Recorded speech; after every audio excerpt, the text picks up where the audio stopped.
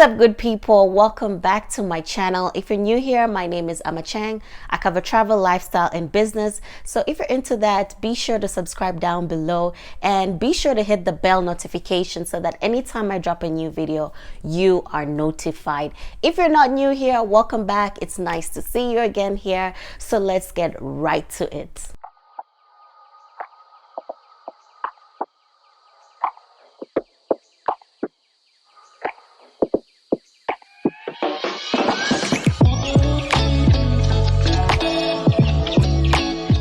I recently moved from Dar es Salaam, Tanzania, which is where I'm from, to Johannesburg, South Africa.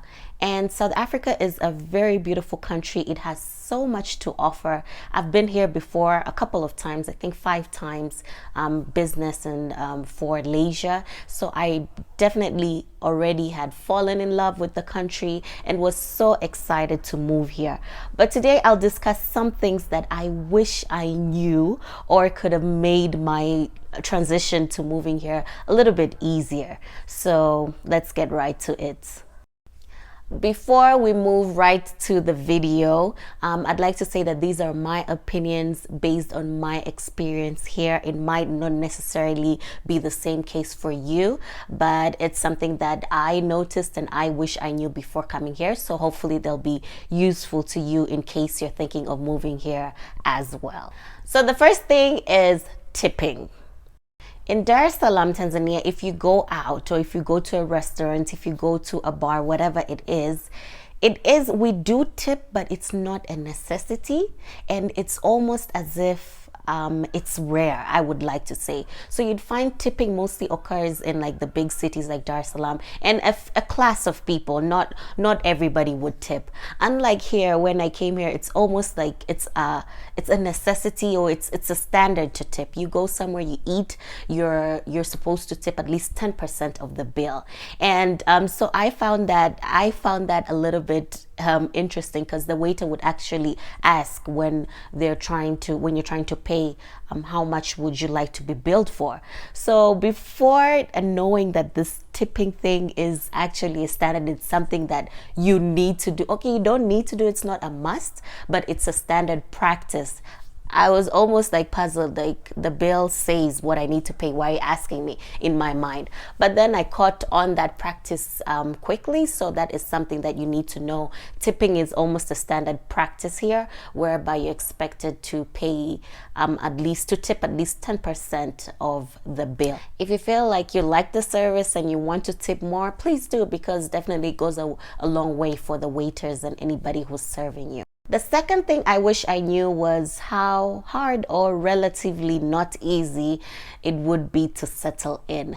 Now, the vision or my expectation when I was coming is that Johannesburg is a cosmopolitan city. There's so many expats. It's a diverse, community and population. So I thought it would be very easy to settle in and integrate in the community.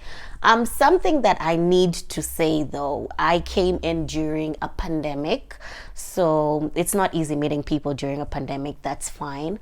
But also I come from Tanzania, whereby we're generally very nice people. Like an expat or a foreigner, we'd go out of our way to make you feel at home or to make you welcome. And I'm not saying this because I'm from there, but you can gather your opinion from other people too. So I didn't necessarily find it the case here. What I found out, especially in Johannesburg, it's like the locals already have their groups and friends, so it's not as easy to integrate in these groups or integrate in the community. So the few friends that I actually made are fellow expats actually, and it's not just my opinion. So the communities that I see, even the expats that I hear, it's like expat communities. They hang out with fellow expats because they found it also a little bit harder to integrate with the locals. Now, mind you, again, I've only been here for 3 months and I came in during a very challenging time during COVID. It's not easy meeting people, but that's what I found out. So I found it very hard to integrate and make friends with locals and integrate with the local system. But yeah, that's what I found out here in Joburg. I'm not sure if it's the same for you. If you're an expat in Johannesburg, please comment down below and tell me how your experience was, or how was it for you. The third thing I wish I knew was keeping time. Now, where I'm from in Tanzania, when somebody tells you they're on their way, they're probably 2 hours away. So I thought that was the case here. Okay, not that not to keep time per se, but being 5 minutes late from where I'm from, it's quite understandable. Like it's not like a crime, or somebody wouldn't feel as offended. But in the few meetings that I've gone to, and I've gone to the meetings that I'm referring to are more in a professional level, being late is actually very, very rude. So if you're moving to Johannesburg, just try to be on time, or at least be a little bit early, or 5 minutes early, or 10 minutes early, whatever it is, but don't be late. Now, that is in a professional level. That's what I found out. But in a more social level, and integrating with locals as well, I found out that it's the same as Tanzania. People don't keep time. When somebody tells you they're on their way, literally it's probably half an hour away. But in the professional level, if you're going to a meeting or something of that sort, you should definitely try to be there way earlier, because it really comes out as an offense. So don't make that mistake as me. So that's something I wish I knew earlier, and I'm definitely not making that mistake again. The fourth thing I wish I knew before coming here is the costs of food and availability to source fresh food. What I found out is that most people shop in supermarkets or in the big retail stores. But of course, it depends on where you shop. That also would differentiate the costs of grocery or the cost of food. But I found it I'm still actually trying to find like markets that, like what I'm used to get fresh food, if it's fresh meat, fresh fish, whatever it is. So where I'm used to buying right now, the places that I've figured out is in supermarkets and in big retail stores. So what I found out is that it's a little bit pricey. The cost that I use to buy weekly groceries is what I could use in 3 weeks back home.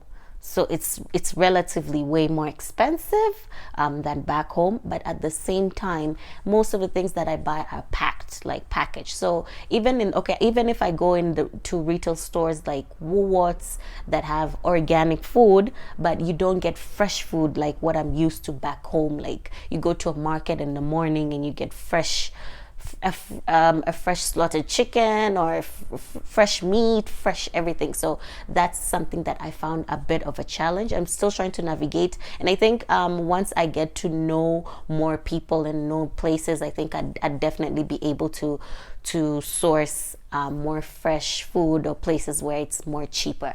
So that's something that I wish I knew. The costs of food and grocery is way more expensive than where I'm from, and availability to source fresh food is also a challenge. The last thing that I wish I knew is security. Now, I put this last because it's not as if I didn't know about this totally. I've been coming to South Africa in the past years. I know it's not the most safest place, but experiencing it firsthand was definitely a bit of a shocker to me. So I'll explain the incident. So you need to be very careful once you're here. It's not the safest place. Crime is high. That is the reality, but it shouldn't stop you from living your life. So my young sister was here during the December holiday for a few weeks to keep me company, and also to definitely enjoy the holiday. We went out to a restaurant, and while we're waiting for an Uber outside, her phone got stolen, and it was totally new. And I have a notion in my mind that people were tracking her because she just got it in the afternoon. So probably people knew that she had it. And I also had my phone, but nothing happened to it while we were outside. But her phone got snatched. Somebody snatched it, and there was a car waiting for the robber, and he got in the car and they sped off.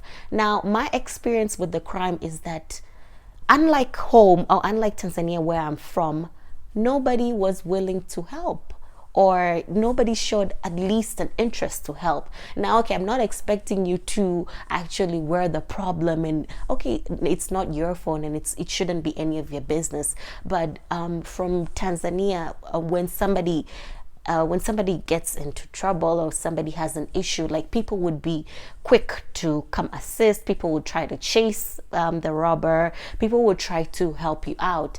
But what I noticed through that incident is like, people showed concern, like, what happened, stuff like those. But otherwise, everybody continued with their activities and issues.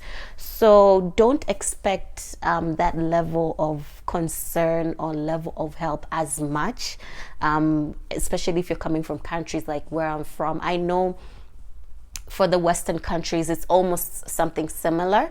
So maybe that you'll find similarity, or it won't be so much of a shocker. But I found it a shocker compared to where I'm from.